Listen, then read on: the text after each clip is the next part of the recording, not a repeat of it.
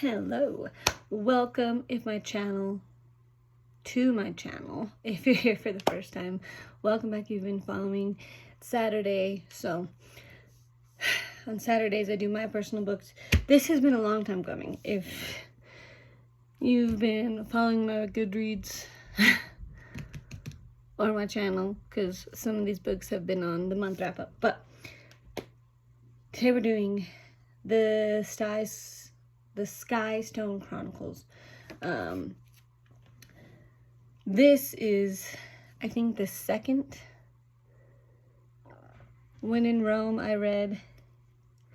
And I want to say this might be, no, this is the third, because When in Rome, I finished that one, and then Songs of Chaos, and then this. So this is the third brand new series I read.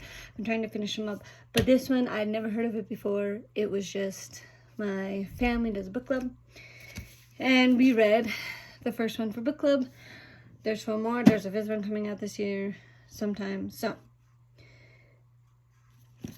this follows, well, okay. I think I'll just go through the summary of each book and then overall. It says Asher's steel room may be a halfway decent thief, but he's not exactly the realm's most popular guy. As an outcast among outcasts, some hate him for his scale-tipped pointed ears.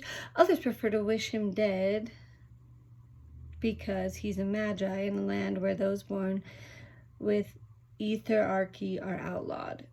In the wild desert wastelands of Drakefell, Asher finally finds the opportunity he's been waiting for, a chance to avenge his mother's death by taking down the legendary leader of the mage hunters herself, the Black Valkyrie.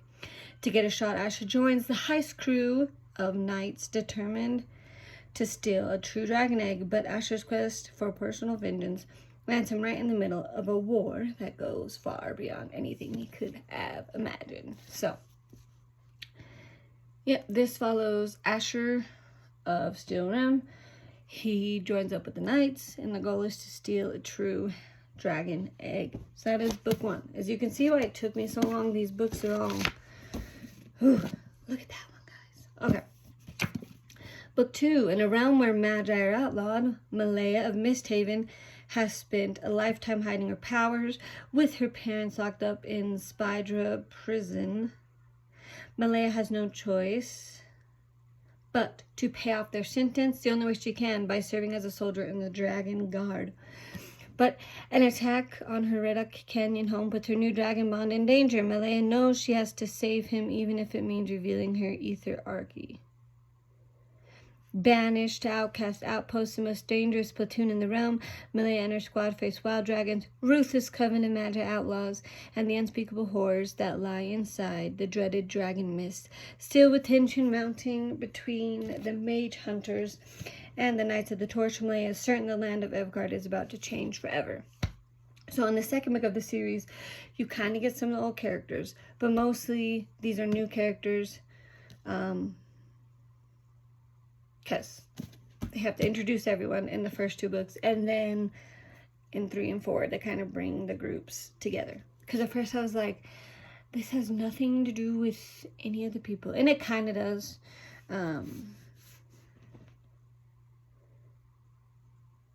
Jax from the first book, I think, ends up joining this rebel squad. Squad Reckless, I think is their name. Anyway. So, again, look at these guys. This is why it took me so long. These are great books, though. The land of Evgard is divided. Asher and Malaya's stories finally collide as the Knights of the Torch face off against the Mage Hunters in a showdown that will leave both sides scarred. I think that's scarred. Could be scared. I think scarred. And while the fractions struggle to pull together, the real enemy grows stronger. So, yes, finally they bring everyone together, and they have this epic battle. Do we follow the king that's already there, or this L who is it's hard to explain. But let's just say it's a choice between 2 leaders. Okay, last one. Oh my goodness. Look at these. See how big these are? I'm excited for the 5th one though. It says spring 2026. So I almost waited, but I didn't see anything about it because I was like, maybe I'll just wait to do this video until it comes out. I probably should have, but here we are. Book 4. The Grey One's power has pierced the very heart of the realm, and Evgard and Dragon Isles alike now stand on the brink of ruin. Will the Grey Ones reclaim the Soul Reaper's void shard before the fated convergence of mythic stars? And how can the Knights of the Torch hope to stop them when the Grey threatens to tear them apart from within? For longer than either Ashur or Malaya knew, the Farseer had been seeing them in his own fires. By their hands, the realm would rise or fall. So this one, yeah. They have to defeat the Grey Ones. Don't want to give anything away, so go read them. Like I said, this was for book club, and I fell in love with it. I love all of the characters. You get, I know I talk about this a lot, but I'm big on diversity. Like, so I just like when people can write different characters well and makes them work well together, especially when you're working with a group of people like this, right? Like, you have to be able to write the different personalities well, because that's how life is. Nobody is the same. And so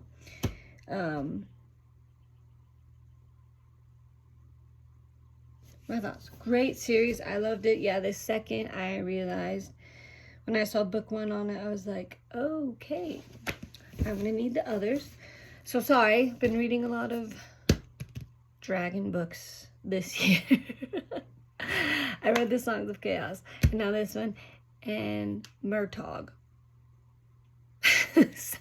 so many dragon books. The characters are good.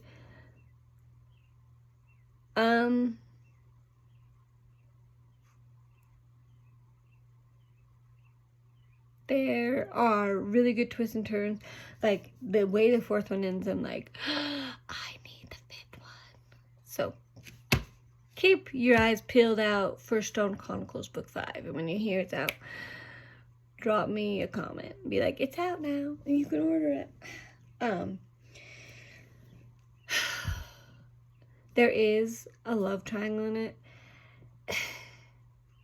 And I'm not the biggest fan of love triangles. Like, I don't mind if, like, Gilmore Girls, the show, how Luke and Lorelai, they go back and forth. Like, I don't mind that, but there's not really, like, a love triangle. In this one, there's a love triangle, and it's not my favorite. I don't really foresee, just, here's my thing. Unless it's an actual romance, and correct me if I'm wrong. I mean, you guys can totally share your opinion. But I don't really feel love triangles add really anything to it. Unless it's romance, and, like, that's part of it. But, like, these are not really romance books. I mean, the romance is just the bonus. But I don't know. I've always had impatience with love triangles. Like, just pick one. Like, it's not that hard. I guess because in my mind, I'm like, you like someone more than the other, you just have to admit to yourself which one. Like, so pick one and move on. Anyway, but yeah, great world building in this, like, with the Skystones and what it does for the dragons and their ascensions. It's unique twist. I've not really heard, I guess in the Songs of Chaos, the dragons do kind of ascend, right? There's different levels, but the rider kind of ascends with them, and this one is just a dragon, so it's unique. I don't know, it's a unique world. I like it. The world building is great. I would say I was never bored by it. And you can, like, don't get me wrong, I love this book. I love the host. I do. But it just took me 10 chapters to get it. You know what I'm saying? Like, sometimes the world building, you're just like, come on. Brandon Sanderson, Stormlight Chronicles, loved it. But that first book does take a minute because it's world building. So, I did appreciate the good world building and the uniqueness of it, and the Magi. I hope I'm pronouncing these right, but like the different skills they can do. Like it was just well thought out, and it's different from any other sort of fantasy that I've read. So yeah, I think besides the love triangle, I don't have any things that I would change about it. I